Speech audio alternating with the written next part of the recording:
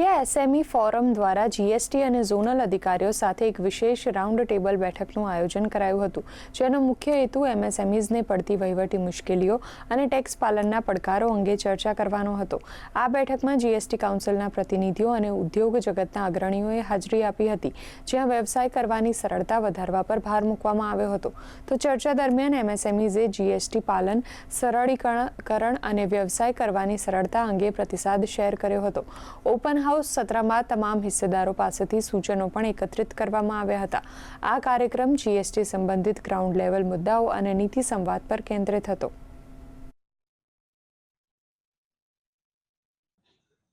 ये पिछले 4-5 सालों से हमारी पहल रही है कि कैसे जीएसटी को आसान कराया जाए. अगर आप देखें आज 8 crore micro small and medium enterprises हैं पूरे देश भर में, बट जीएसटी पे सिर्फ 1.5 करोड़ एमएसएमईज हैं. तो हम लोग चाहते हैं कि हर एमएसएमई जो भारत का एंटरप्रेन्योर है वो जीएसटी से आईटीसी क्रेडिट का फायदा उठाए, लाभ उठाए. बट उसके लिए जीएसटी को और सिंप्लीफाई करने की आवश्यकता है और कंप्लायंस कम करने की आवश्यकता है, और इसमें हम लोग भारत सरकार के साथ कंटिन्यूअसली काम कर रहे हैं.